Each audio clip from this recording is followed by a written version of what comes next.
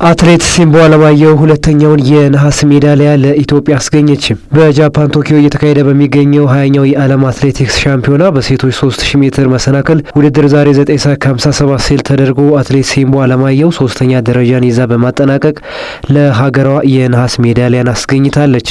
ውድድሩ ብርቱ ትንቅንቅ ሲደረግበት አትሌት ሲምቦ አለማየሁ እስከ መጨረሻው ብርቱ ትግል አድርጋ ለሀገሯ ሁለተኛውን የነሐስ ሜዳሊያ ገቢ አድርጋለች። በውድድሩ ኢትዮጵያን የወከለችው ሁለተኛው አትሌት ሎሚ ሙለታ ከሜዳሊያ ውጭ ሆና ጨርሳለች። ውድድሩን ኬንያዊቷ ፌዝ ቺሮቲች የሻምፒዮናውን ክብረ ወሰን ጭምር በመስበር የወርቅ ሜዳሊያን አጥልቃለች።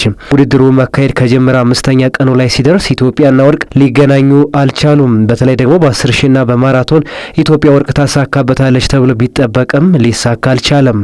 ለዚህ ደግሞ በዋነኛነት ቶኪዮ ላይ አሁን ያለው የአየር ሁኔታ ሞቃታማ በመሆኑ አትሌቶቹ ውጤት ለማጣታቸው እንደ ምክንያት እያነሱ የሚገኝ ሲሆን የቶኪዮ አየር ጸባይ አስቀድሞ እየታወቀ ለምን ዝግጅት አልተደረገም የሚለው በብዙዎች ዘንድ ቅሬታ እያስነሳ ይገኛል። እስካሁን በተደረጉ ውድድሮች ሌላኛው አትሌቶቹ ላይ እየታየ ያለው የአጨራረስ ችግርና የቡድን ስራ ለመኖር በአትሌቶቹ አሰልጣኞች ላይ የዘርፉ ምሁራን ቅሬታና ተቃውሟቸውን እያሰሙም ይገኛሉ። በቀጣይ የ5000 ሜትር የፍጻሜ ውድድርና የ20 ኪሎ ሜትር እርምጃ ውድድር በተመሳሳይ በወንድና ሴት የሚደረግ ሲሆን ኢትዮጵያ በቶኪዮ ከወርቅ ጋር ትገናኝባቸዋለች ወይ የሚለው የሚጠበቅ ነው። ኢትዮጵያ በመድረኩ የዛሬውን ጨምሮ 7 የፍጻሜ ውድድሮችን ከውና 2 የብርና 2 የናስ ሜዳሊያ በድምሩ 4 ሜዳሊያዎችን በመሰብሰብ ኢትዮጵያ በመድረኩ የዛሬውን ጨምሮ 7 የፍጻሜ ውድድሮችን ከውና 2 የብርና 2 የነሐስ በድምሩ 4 ሜዳሊያዎችን ሰብስባ በዓለም 14ኛ ደረጃ በአፍሪካ ደግሞ በኬንያና በታንዛኒያ ተበልጣ 2ኛ ደረጃ ላይ ተቀምጣለች።